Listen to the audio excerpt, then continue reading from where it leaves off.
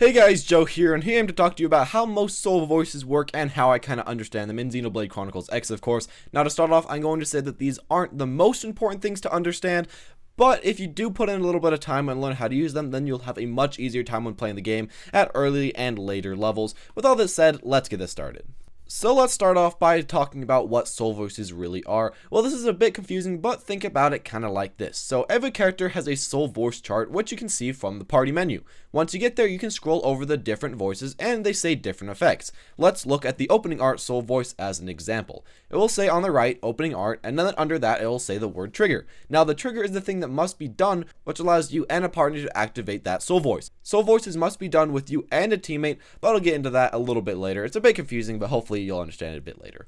So in this case, the trigger is simply by you starting a battle and using an art. So as you can see, I start the battle and a little dialogue box will show up by my character and will say the correlating dialogue. In this case, the box is come on, cover a line.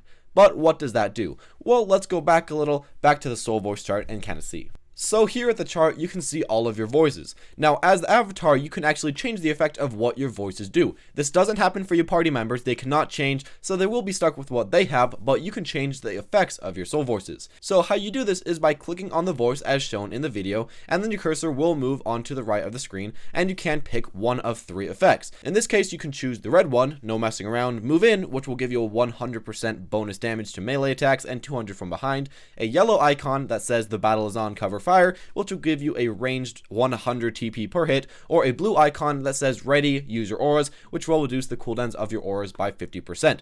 You can pick any icon of these, but in my case I'm using a sniper's, so I'll go with the yellow icon, the battle is on, cover fire for the ranged TP. So now you know how to change your soul voices and kind of what soul voices do, and of course you can look at every single different soul voice and it applies exactly the same. But how do you actually get the effect from the soul voice to assist you in your battle? Well, it essentially works in this way. As you can see on the screen in the top right, there are 6 different types of soul voices. Red, which is physical, yellow, which is ranged, purple, which is debuff, green, which is support, and blue, which is aura, and then finally white, which is overdrive. Now these correlate to your arts and of course your overdrive as well. So you're gonna have to kind of remember that these do correlate exactly the same. So as we see in the video, I do trigger my soul voice opening art by starting a battle with an art, and my character says the battle is on, cover fire.